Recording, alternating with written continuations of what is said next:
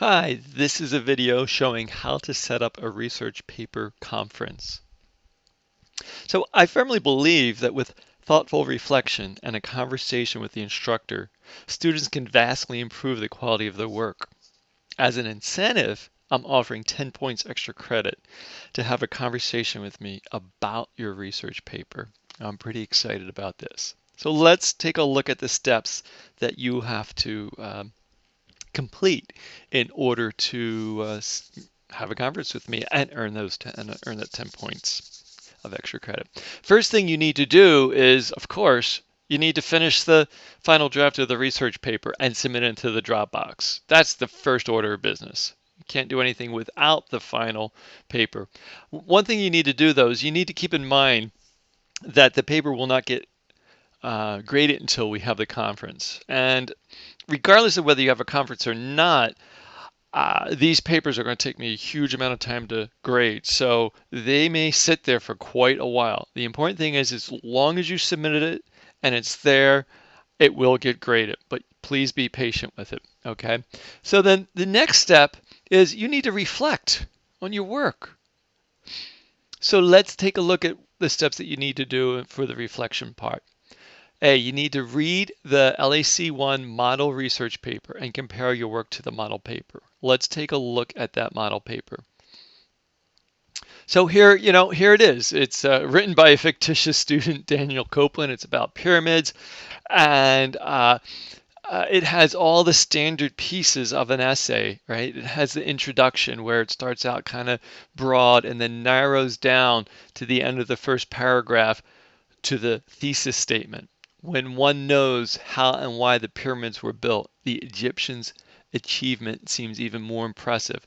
Make sure that your paper does this, has an introductory paragraph that concludes with a thesis. Pull your thesis statement out. Make sure it's there.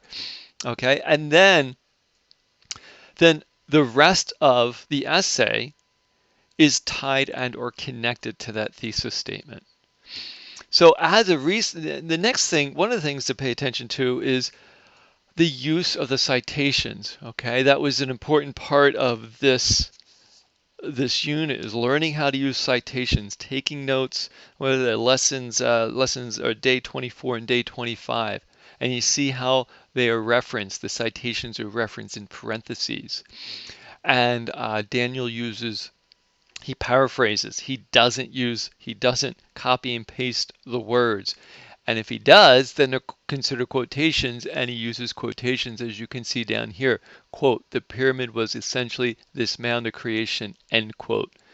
And then the citation. So another thing that he uses is, take a look, transitions between paragraphs. However, has excellent word choice. So read through this, compare yours to this, because this is an A paper, right? And then at the end, remember, Daniel has a conclusion. He draws it all together at the end and wraps it up, restates the thesis statement. And then the very, very end is a works cited page, which uses the MLA formatting. And you learned about that. And what day was that? That was day 32. Okay? Read through this, compare your paper to this paper. That's the first step of the reflection. The next step of the reflection is to use the research grading rubric, research paper grading rubric. We'll take a look at that. So all these items are part of the attachment that's sent to you, the K-mail. You will also find them in doc sharing, and they are embedded in a lot of the lessons too. So let's take a look at the grading rubric. Here's the grading rubric. So what you need to do is you need to take a look at your paper. Right, you should know your paper inside and out by now, and take a look at this first definition, or the first criteria is called purpose.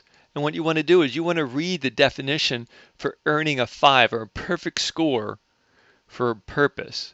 And a perfect score on purpose would be the research paper fulfills its purpose of providing substantial information on the chosen topic.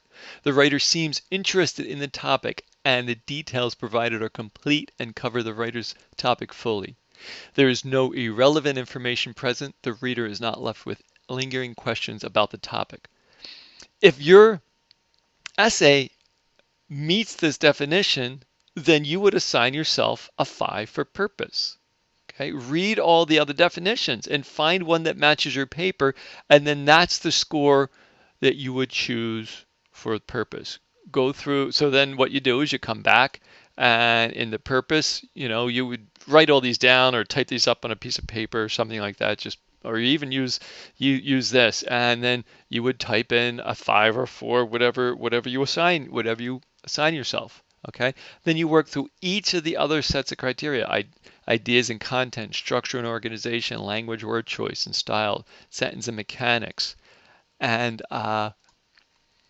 read the definitions.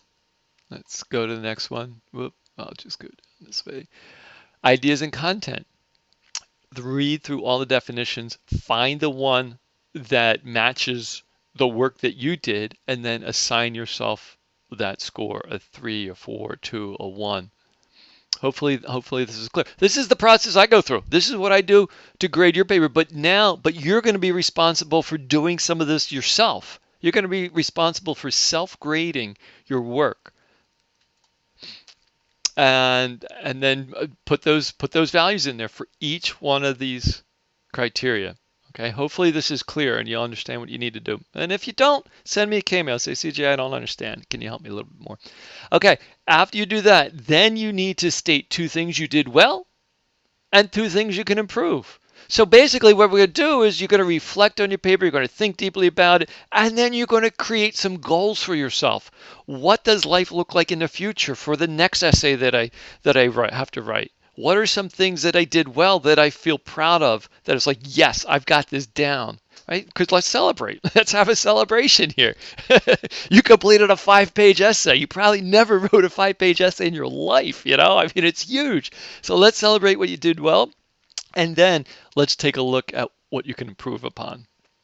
So once you've done the reflection piece, then you're going to set an appointment with me. And the appointment will look like this. You're going to you're going to follow this link, click on this link, and I'll bring it up. Here it is right here. The first thing I want to show you is that, so basically you're going to make an appointment with me. I have pretty much set aside the first week after spring break for these conferences. And every day I've allotted 3 hours to meet with students. And to be able to see all the times available, you need to click on this button here, show all the options. You can see there's kind of like an accordion shaped thing here. That means that all the options you can't view them right now. The only way you're going to see all the options is by pressing the button, show all options. Voila, there they are. And you can see if you scroll, they all fit on my screen. But if they don't, and you can see there's Monday, Tuesday, Wednesday, Thursday, Friday. So what you need to do is you need to type your name in here. And the nice thing is look, it says it's a hidden poll. This is a hidden poll. The participants and the result are only shown to the poll initiator. That is me. I'm the only one who's going to see your name. And then you find a time slot, a day and a time slot that works best for you. Monday 10 a.m., Monday 12 p.m., Monday 1 p.m. And what you're going to do is you will be scheduling yourself for some time during that hour. Suppose you pick Tuesday at 11 p.m. So then you need to make sure that you will be available sometime on Tuesday, April 9th, between 11 a.m. and 12 p.m. Okay, because what I'm going to do is I'm going to set 4 conferences within that hour. I don't quite have 15-minute slots, so I'm going to set 4 conferences in an hour, and you'll be somewhere in that hour. So you need to make sure you're available. Okay, whatever time you pick, you make sure you set that and make a note of it and be available on that day. Okay, so you come here, you type in your name, you pick your slot, you say save. I will see it, and then the next thing you need to do is you need to K-mail me your phone number.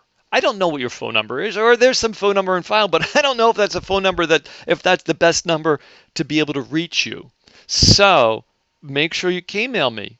Hey, CJ, and you can let me know when the appointment is. I mean, I'll know already, but say, hey, CJ, I set our conference for Monday at 10 a.m., and here's the best number to reach me. Okay? Then we're good to go. You just hang out. You wait for me to call. We'll have a 10-minute conversation. We'll review what you have to say about your reflection. I'll give you some feedback, and I'm looking forward to this process. I'm pretty excited about this, and I'm hoping that you're excited about it too, because I really believe that this is an excellent tool to help you do better in the future. Okay. Feel free to contact me if you have any questions or concerns.